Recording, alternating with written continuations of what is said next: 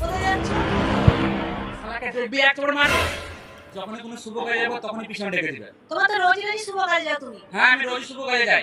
হ্যাঁ তুমি চলে যাও, ঘরের কাজ আমি সব করি, গরু ছাগল আছে, গরু ছাগলকেও দেখি, বাবুকেও দেখি, ঘরে রান্না বান্না সবই তো আমাকে করতে হয়। তুমি কি করো? আমি অন্য কাউকে কি করি না মানে বলছি আমি কাল থেকে দেখবো সব। আজকে আমি একটা শুভ কাজে যাচ্ছি, কাল থেকে আমি সব দেখবো। তুমি খেয়ে দিয়ে শুয়ে পড়বে, আজকে তো রাত হয়ে যাবে। রোজই রোজই তো রাত করে এসো, রোজই তো একটা ফেক পেয়ে যাও। বৌমা, ও বৌমা, বৌমা, কি হলো? ভাই কোথায় গো?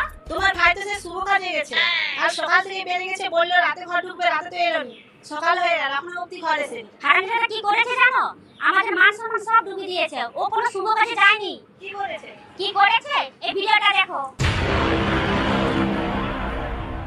বাড়িতে স্ত্রী সন্তান রয়েছে, তবুও সমান্তরালভাবে প্রতিবেশী এক বিধবা